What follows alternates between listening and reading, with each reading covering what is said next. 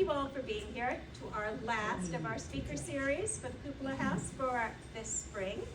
We are excited about upcoming events that will be happening in the fall, but we'll talk a little bit about that later.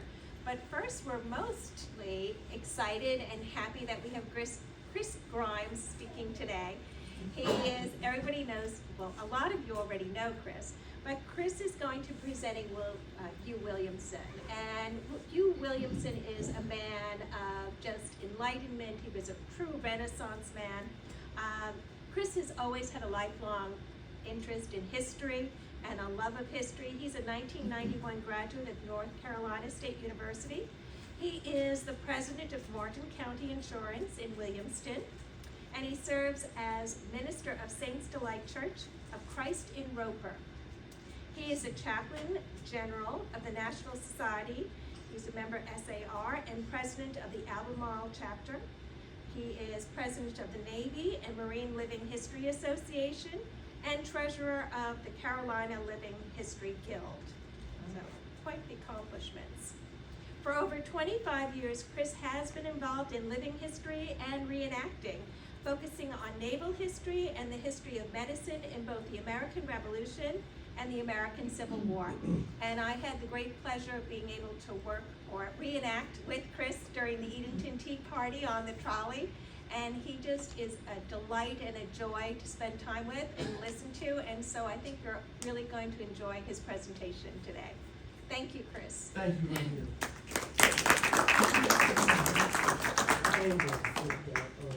Thank you. So you can actually see the slides. It's a pleasure to be here. You know, I look at the Cupola House as like a second home.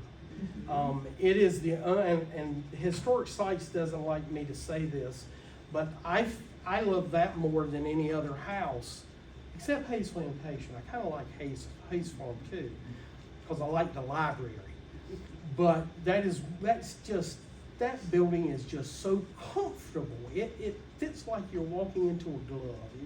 It's just, Tom, I don't have to tell you, you feel the same way. It is amazing to think about how that house was the first one that the town of Edenton pulled together and saved. And now we're getting it back 100% complete. Told Vanna, I said, Tilly is probably very happy because she's the one that sold it, or half of it. And now we're getting the whole house back together. But tonight, or this afternoon, we are going to talk about someone that the more I study, the more I find out about Dr. Williamson, the more I admire this gentleman. And Hugh Williamson truly was a man of the Enlightenment. I want to start out with some quotes about Hugh Williamson.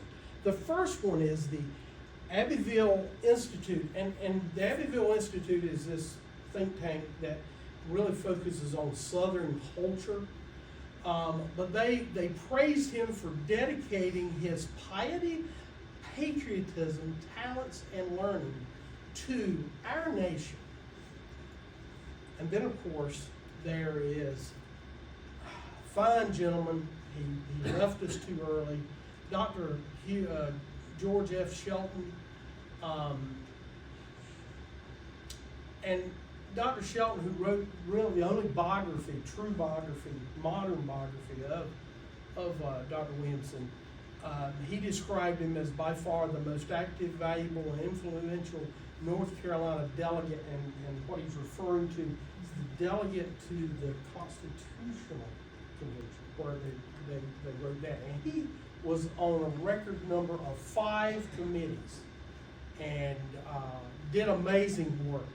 And then lastly, Daniel Dreisbeck, a constitutional theorist and American University professor, noted that overlooking, because he considers that he's a forgotten patriot, that we really don't talk about Dr. Williamson like we should, but he stated that overlooking this influential leader when studying the Constitution's original intent is a mistake.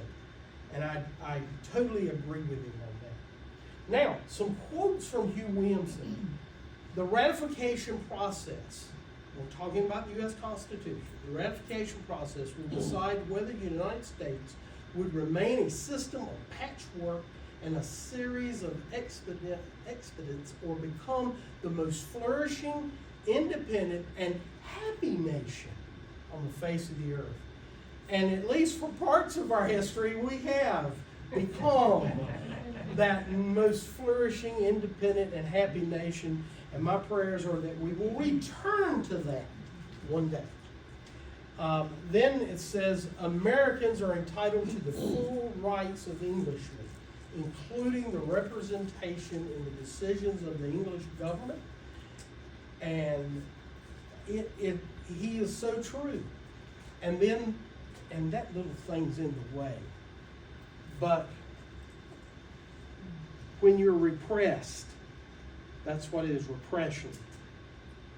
Repression will provoke rebellion.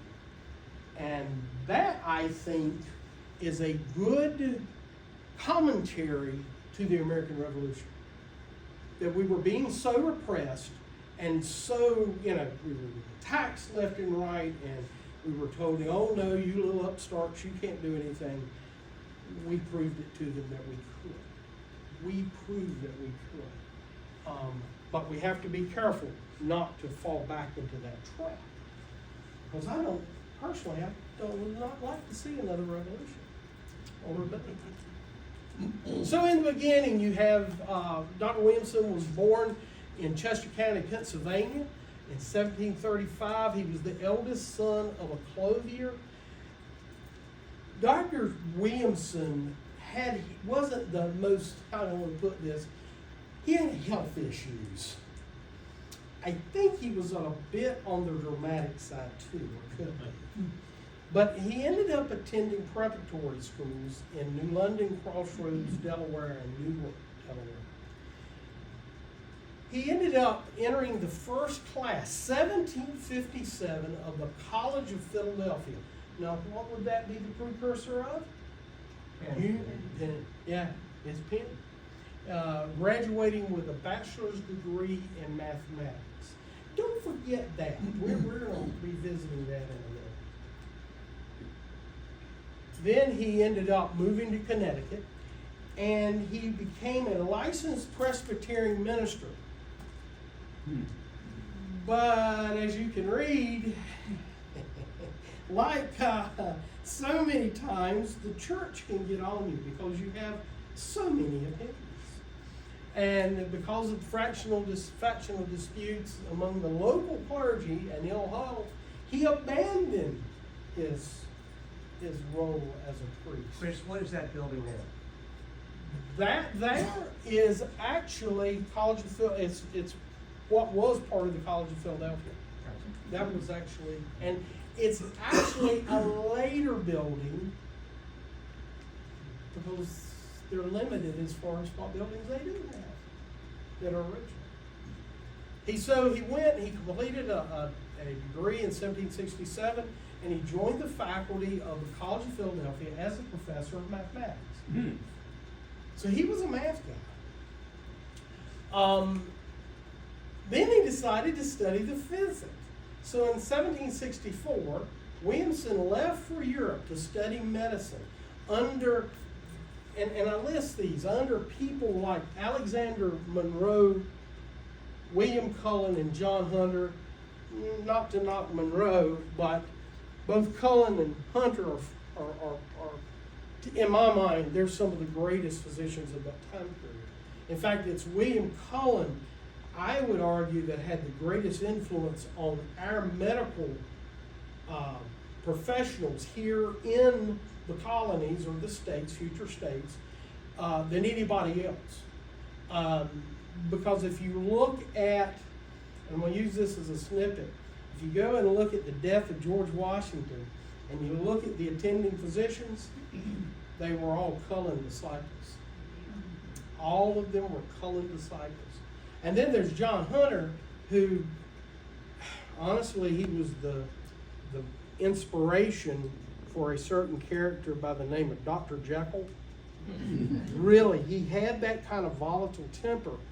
And if you look at, when you're reading the book on Dr. Jekyll, you'll see the description of Dr. Jekyll's house, and it was actually verbatim Dr. Hunter, or excuse me, Mr. Hunter's. He never could deal with standard learning, so he never became a true physician, but he was world renowned as probably our first scientific surgeon. So all of this knowledge, these two gentlemen and Alexander Monroe, it was all absorbed by our Dr. Williamson. And I'll be honest with you, it really, as far as his medical career, it trained him for some things we're going to talk about it here in the future. Mainly how he kept patriot forces that were camped in the Dismal Swamp without having any illnesses, major problems, deaths. And also, a little bit before that, how he served after the Battle of Camden and went behind under flag of truce and took care of the captured patriot, wounded and ill. Oh, and we'll talk about something else he did too. So, so he went, he trained under there. He then obtained his medical degree. He was a doctor. He set for his interview.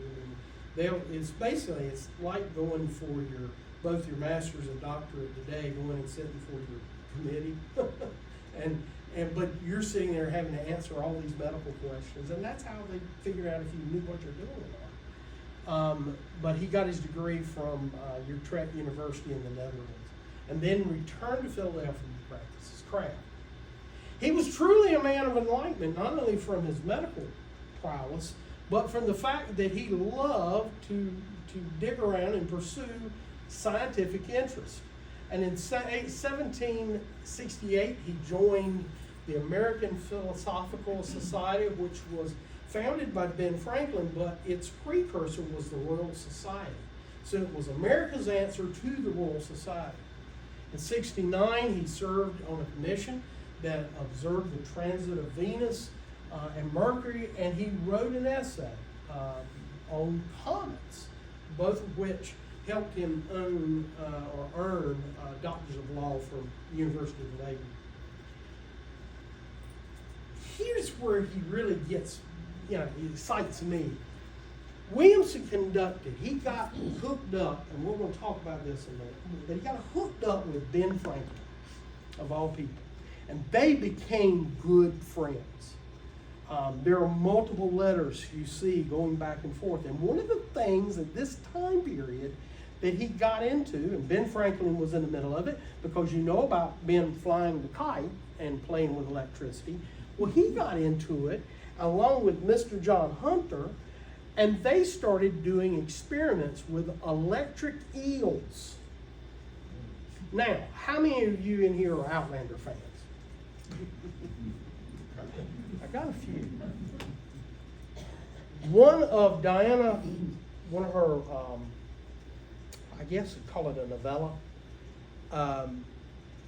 she opens up with an electric eel party in one of these books, and actually incorporates John Hunter into it. And they were experimenting by literally the guests would go in and touch the electric eel.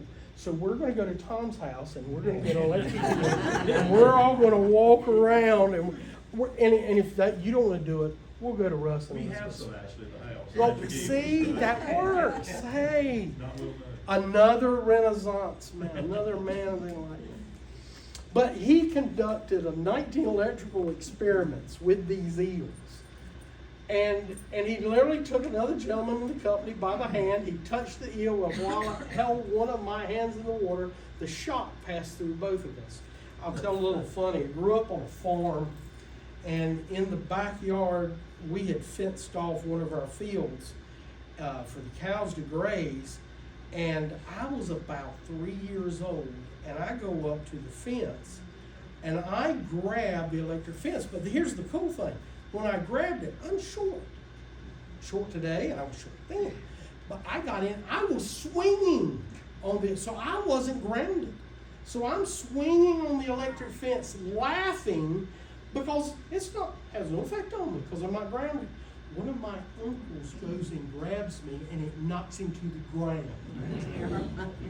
So what I experienced as a 3-year-old, he actually practiced using electric heat. And then another one was, instead of putting my hand in the water at a distance from the eel as the last experience, I touched its tail so as not to offend it, while my assistant touched his head more roughly, and we both received a severe shock. No duh. But yes, they did. And there's what an electric eel, the head of it, looks like. His experiments were published in 1775 in the Royal Society's publication. Friend of his, John Walsh, a fellow scientist, they put it together and published it. And it was called The Experiments and it was observations of the Gymnotus Electricus, or the electric eel. But this is what he was involved in. He was one of the, I look at him, he is our Ben Franklin. And I've heard other writers describe that he was North Carolina's Ben Franklin. On a trip to England, Williamson stopped en route where he witnessed the Boston Tea Party. He saw the Boston Tea Party. And when he got to London, the Privy Council called him and asked him to describe what happened, and to pick his brain on what was going on in the colonies. And it was all this time when he met his good friend, Ben Franklin. He continued on to the Netherlands, and while he was there, under the guise of doing research, he organized several pamphlets and other papers championing our cause in Europe. Upon hearing about the Declaration of Independence, and by the way, we're getting ready to celebrate a birthday, aren't we? 250 years old. Williamson rushed home, and he narrowly escaped the British blockade. And after finding no openings in the Army's medical department, he formed a partnership with his younger brother to import medicines and other scarce items from the West Indies. So in other words, guess what he was? He was a blockade runner. That's what he was doing. He and his brother were running it. The other thing that's kind of fishy about him not finding any openings in the Continental Army's medical department, because of those interviews in England and what some people have observed, people wondered if he was a Tory or not. Kind of like what happened to Colin Pollock here in town. Now, they didn't try to tar and feather him like they did Colin Pollock, but they were always suspect, and they were very hesitant to take him into the army. Once he had his partnership with his brother established, he ended up making Edenton his base of operations. Now, that wasn't because, don't get me wrong, I love Edenton, but it wasn't because Edenton was such a wonderful place. It was they were escaping Charleston, and was basically because of the British Navy, they were forced into North Carolina. And he ended up coming here, and he actually enjoyed it. He liked our town back then. And so that's why he ended up settling here. And he established a successful medical practice. He was also operating an apothecary shop, and just like every other doctor in town, including our own Dr. Dickinson, he was serving the populace, the plantations and whatnot in the area. Two of the things that really put him on the map with the Army, had to do with smallpox inoculation. At the very George Washington wasn't a huge fan of inoculating his soldiers for smallpox because you were using a lot of virus. But he, after the debacle in Quebec, where we got this close to making Quebec the 14th colony, because the American Army, those men, a third of them were laid up with smallpox. They contracted as they made their march up. After that, he made it a requirement that any of the Continental regiments joining his main army, they would have to be quarantined and they would have to be inoculated. Hugh Williamson was part of that. In fact, that's where he caught the eye of Richard Caswell. And he was there. They were brought up outside of Alexandria. Meaning the Continental Line, our Continental Line. They were inoculated and they were quarantined for 30 days, if my memory serves.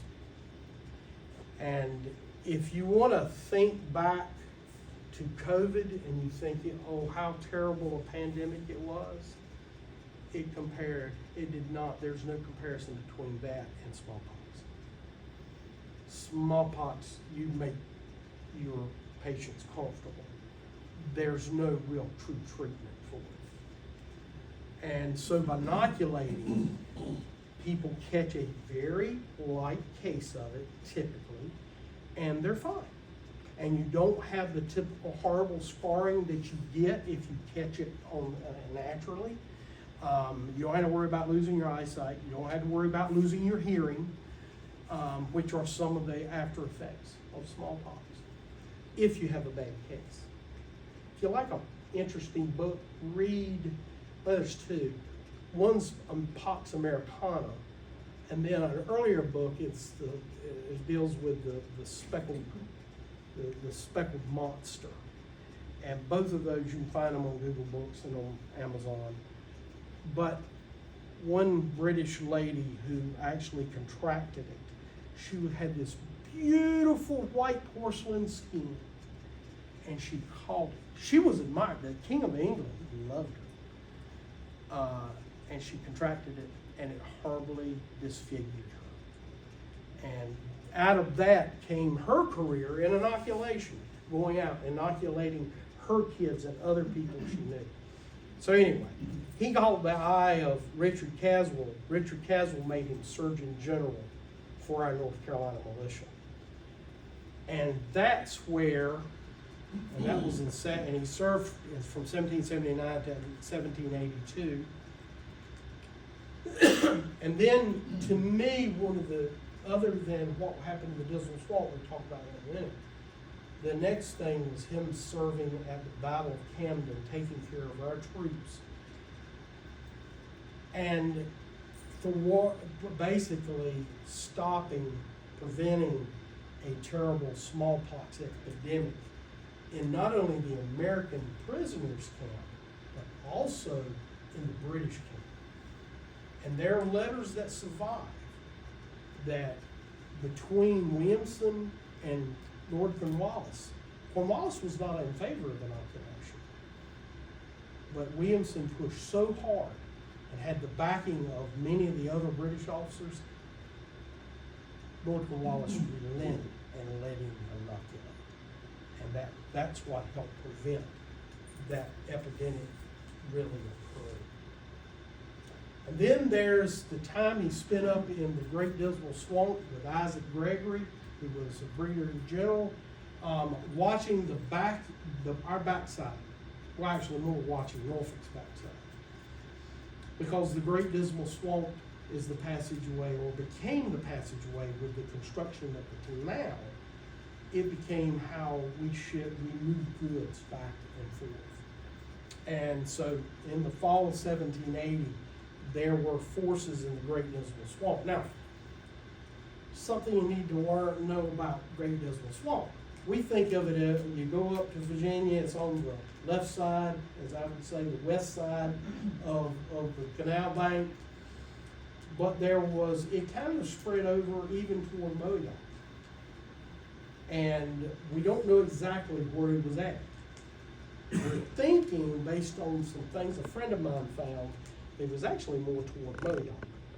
But he was still in an area that was full of mosquitoes and other things, and it was due to Hugh Williamson's innovations, what he had learned in Europe, what he had discovered on his own research, that led to a virtually disease-free period of 6 months. He actually served there. And he actually provided the medicines that were used. All the supplies, medical supplies, they came out of his pocket and his apothecary shop. Now, we talked about the scientific Williamson. Now we talk about his statesmanship. We look in 1782 as a member of the House of Commons here in North Carolina, and from 82 to 85 and 87 to 88, he was a member of the Continental Congress.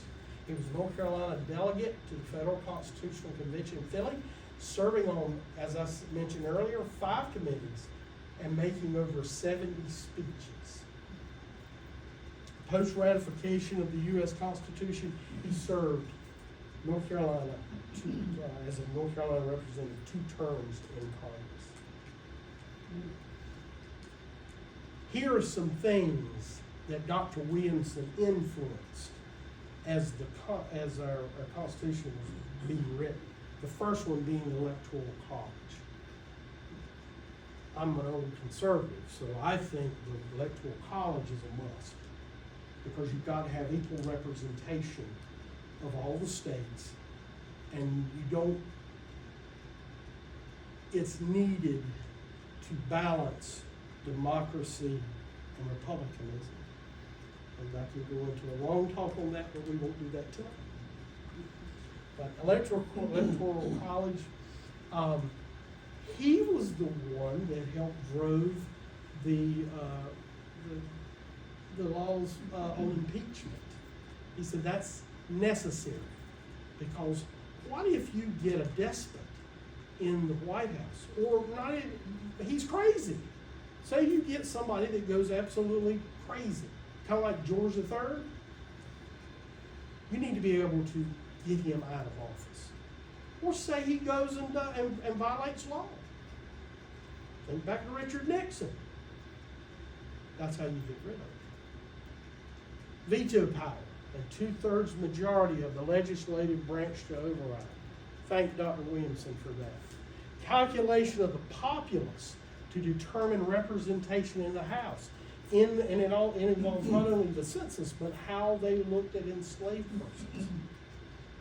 And then he asserted that the Constitution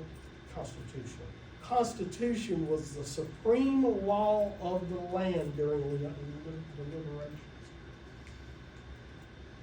Think of how America would be different if that wasn't the case. The buck has to stop somewhere. And what he was saying, it's the federal government trumps state government, and then you got the Supreme Court.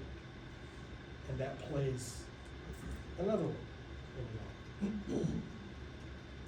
And then he represented North Carolina on the Committee of Postponed Affairs, which kind of settled off all the issues that weren't resolved. So you get through with, think about our own organizations. You get through, you've got a major push, you've done something great, and everybody goes, but there's all these loose threads. This committee cleaned up those loose threads, and he was on that committee. He supported ratification. He was a Federalist. He delivered a speech entitled Remarks of the New Plan of Government. He did it in 3 installments over the 25th, 26th, and 27th of February 1788. And this speech is is part of the Federalist Papers for June 12, 1781. So yes, he was involved with the Federalist Papers. After the ratification initially fell through for North Carolina, Williamson is the one that encouraged the new Congress, encouraged them to add something called the Bill of Rights. Think about our world if the Bill of Rights had not been added to the Constitution. Tom, I don't have to tell you about that. You've been a judge. But he was one of the ones that pushed that effort. And here's an interesting oddity. I haven't figured out how, and if anybody can point me in the direction, I'd love it. But he represented Turtle County at the Fayetteville Convention, where we adopted, and he wrote the motion, the resolution. We adopted the Constitution. He didn't live in Turtle County. He lived here. The only thing we're thinking is there was a seat open over there. His friend, one of his best friends, was Josiah Collins. And how do we know that? Because Josiah Collins named his kids after him.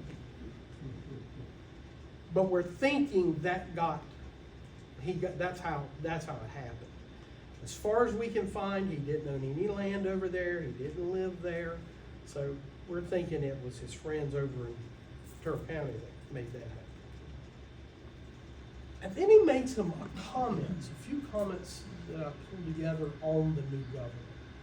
If I might express the particular sentiments on this subject, he wrote, I would describe it as more free and more perfect than any form of government that has ever been adopted by any nation. But I would not say it has no faults. Imperfection is inseparable from every device. How many times have we heard, especially over the last 10 years at least, maybe 15, people talking poorly about our Constitution? I think he expresses it perfectly. It's not a perfect document. But how does a document become perfect? You work on it. You work together on it. And I think that's what our Constitution over the years has been strengthened, for the most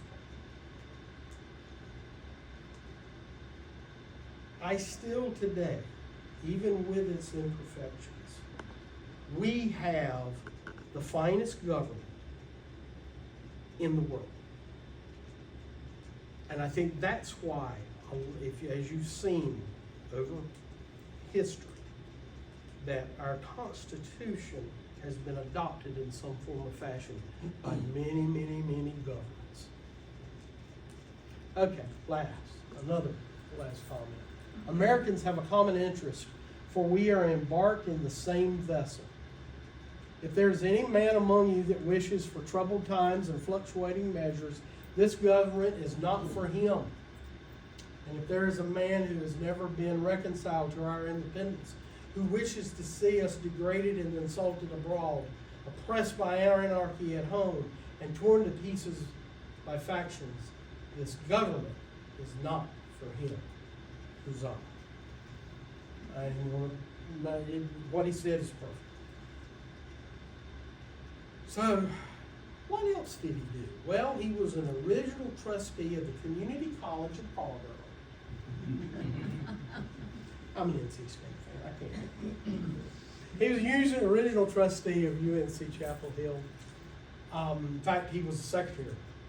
He was secretary to the board. His writings include the first history of North Carolina. He wrote books, pamphlets on reptiles, lightning rods, and the relationship between climate and disease. He advised on the Erie Canal's construction and on a little project just up the way, the Dismal Swamp Canal project. In the 1790s, he left Edenton. 1793, I think that's the date. 1793, He left and moved to New York and got married. And he was an old man. He got married, and he was named a trustee of New York's College of Physicians and Surgeons, and was a founder of New York's Literary and Philosophical Society. Yeah, he married Maria Apthorpe. You're talking about a May December relationship, but there was. Never had any kids. And he died on May 22nd, 1819, in New York City, and was buried in the Apthorpe tomb in Trinity Church. And he's there. You've seen him.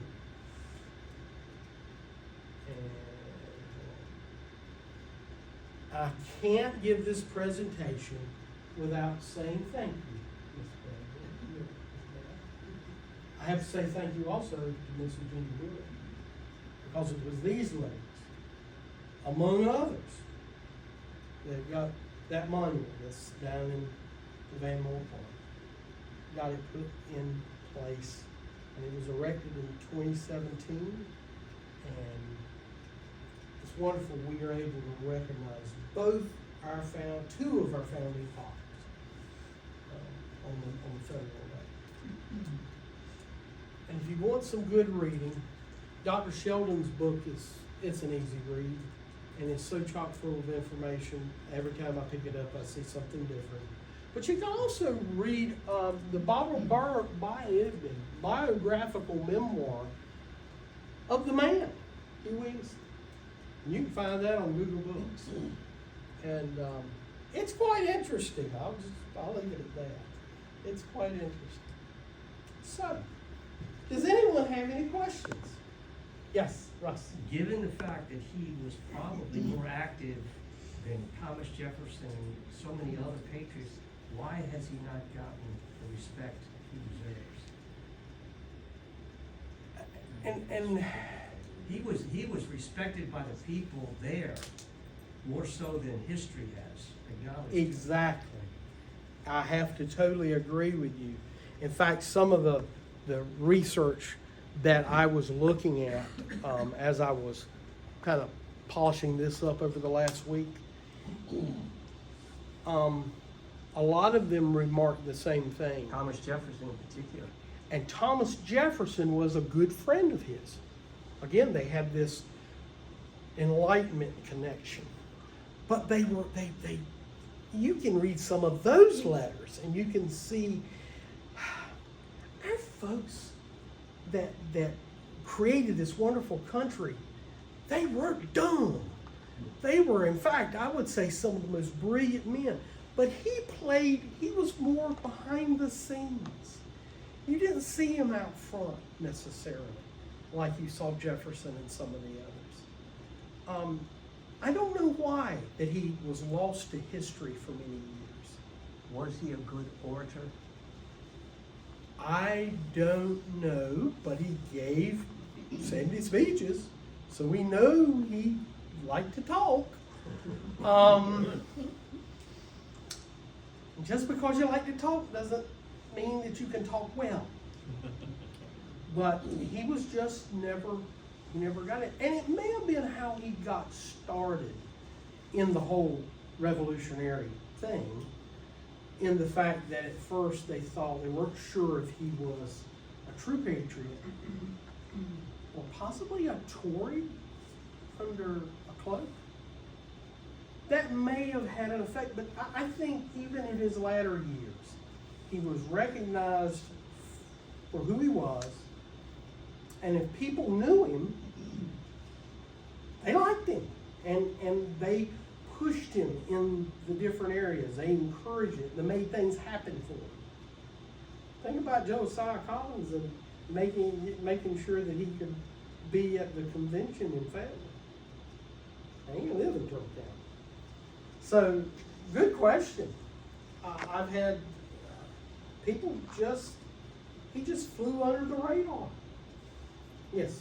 He never ran for office? Well, yeah. Well,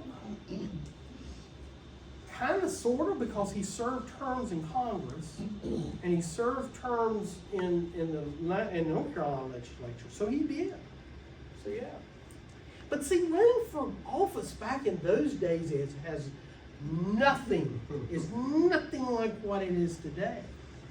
Think about how George Washington ran, and John Adams, and Thomas Jefferson. You really didn't go speak for yourself. It was your friends that did the speaking. That even goes back to Andrew Jackson. Read about that election. You think ours are bad? But good question. Didn't you have to have a certain number of slaves in order to be, one of the politicians back then? Not slaves per se, but you had to be a property owner. That was the key. It wasn't the slave holdings, it was the property. Now, here's the rub. If you owned a lot of land, what did you have? The labor. That's right. So, good question, Vonna. It kind of opens us up for another discussion on that whole issue. How you're a property owner, and how many slaves did you have to own? Yeah. Well, how many years it took Edenton to recognize them? Yeah. Yeah. My own family, we weren't rich. We were just kind of middle class, but we had two.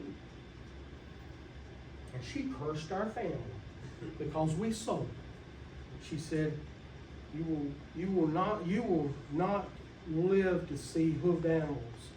And the curse was generational. But every time one of us died, we had sold all our hoofed animals. It's kind of weird. But yeah, she cursed us. Because we sold her. Where was his property? Do what now? Where was Hugh Williamson's property? Hugh, down the road, up the street. Because he had his apothecary shop. Now, I'm not sure if he owned the apothecary shop or not. I've not looked into the deeds. And then you've got Hugh Williamson's house. And it's, trying to remember the sign, what it says. I don't think does the sign identify the house or identifies the apothecary shop? But anyway, it says office. And remember, in this period, you didn't go to the doctor's office. The doctor came to you. But it was up the street, to the left, or to the north, if my memory's. No, I don't think terribly far from where you guys live. That in that direction. I had to go back and look at the marker. I hadn't looked at it. Good call. I should have done that. Is it the one in front on the opposite side of St. Paul's eastern side? It's yes, and I think if my memory serves me, it's a little bit closer to the modern courthouse. His home was located 4 blocks So she looked it up. southeast of the sign, which is at 201 South Broad. That's where we're at. Good for you. I got it in the right about place. All right, any other questions? Thank you so much for your kind attention and your indulgence of one of your own. And I appreciate being invited to be part of your speaker series. And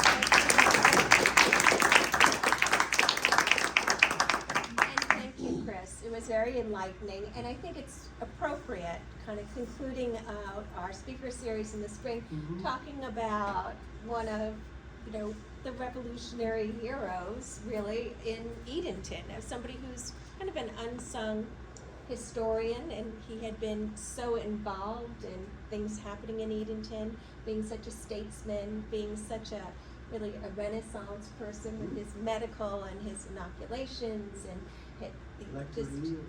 his electric eels and it kind of our Benjamin Franklin of North Carolina. So I think that was really fascinating, and it's a nice way to conclude everything. And also just thinking about this kind of unsung or undiscovered person in Edenton and our sudden discovery of him again, and our discovery of getting our woodwork back too, which is kind of interesting that we're getting all of these wonderful new ideas and new enlightenment on things that we've One had. more question, Bruce. Sure. Any correspondence surviving between Samuel Johnson and him? Because obviously they're into. I've not discovered it. Now, it would not be surprising that it wasn't. There is some in the Iredell papers, between he and James Iredell. Of course, you would think that. Right. But I haven't seen any between he and Johnson, but we know they knew each other. Yeah, had to. I mean, just think about it. He walked in the Kupla House. We did, there's no doubt in my mind, he was there, among other places. With Dr. Dickinson. No, yes. Yeah. Yes. Well, we would like to thank Heidi Shoup for the co-events for this past series of speakers. We would also like to thank Vonna O'Neill, who is our president of the Kupla House.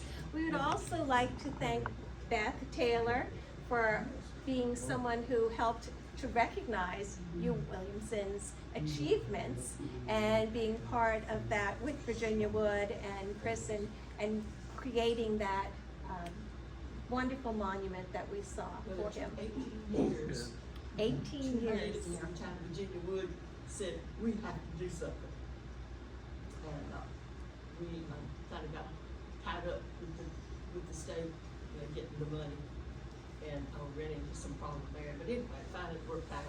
So it took 18 years from the time that she came up and said, we got to do something to be dedicated. We are so glad that you did, and really, it's a wonderful thing. So speaking about events coming up, October 3rd, Colonial Market. That's always very exciting, and that's gonna be a Saturday, so put that on your calendars, and there'll be more to come.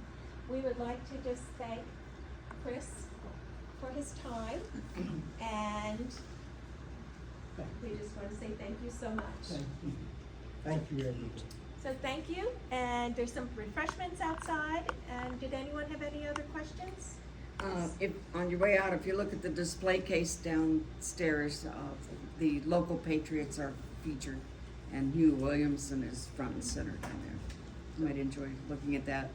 It comes down next week. Thank you all for spending your time with us, and we look forward to seeing you again next spring.